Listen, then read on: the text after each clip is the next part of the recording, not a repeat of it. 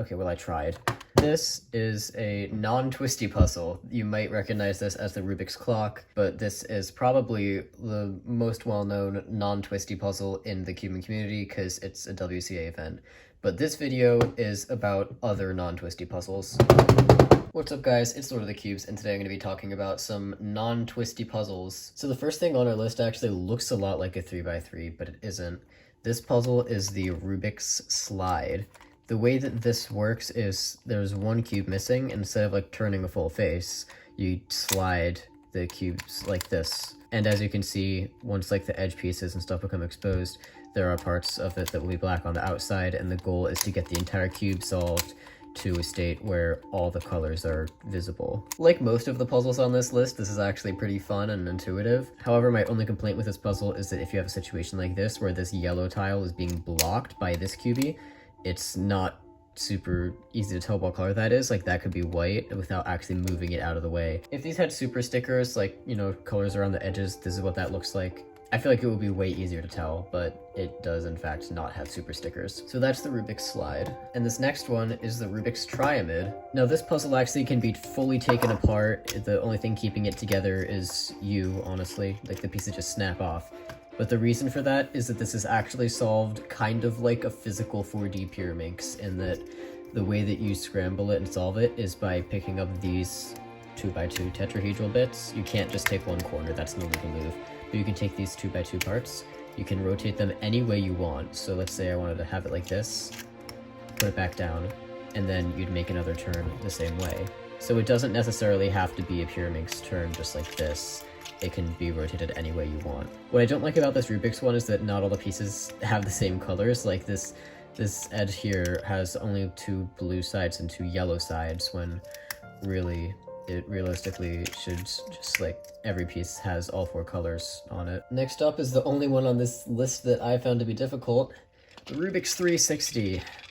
Now, if you want to see other people solve this and scramble it, go ahead and look up videos of that, but I'm not putting myself through that again. Got this on eBay a while back just for the collection, and what I very quickly discovered is that I hate this puzzle and I hate solving it, and there's a reason for that. It's solved using gravity. You can kind of see, like, there's a couple spheres on the inside that spin around as well. It's really hard to figure out, even when you have one in your hand. This messed with my head in a way that almost no other puzzle in my collection did. Each of the inner spheres is weighted to stop the balls from escaping the middle. When it's in a scrambled state, the balls will be in the middle.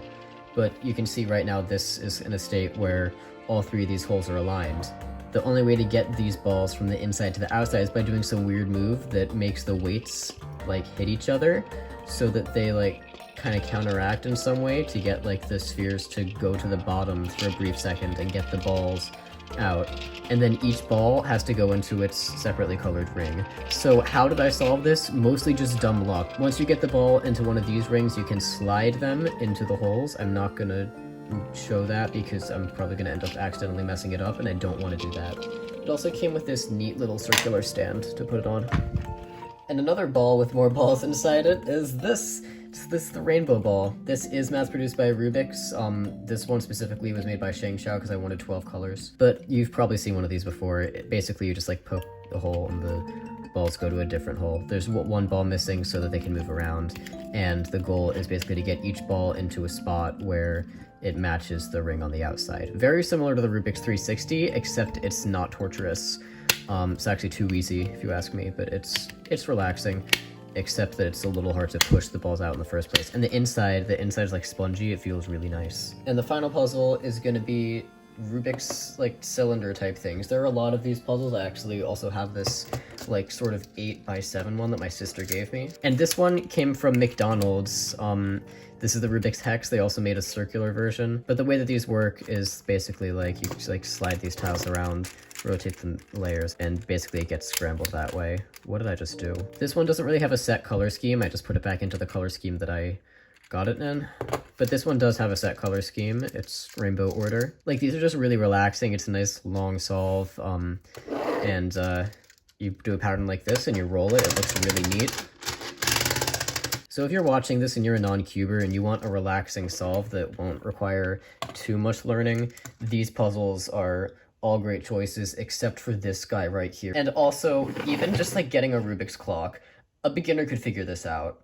like people figure this one out intuitively on like pretty much any other puzzle. And that's it for this video. Hope you guys enjoyed, and I will see you next week with a very, very big unboxing. And on that note, this is Lord of the Cubes signing off.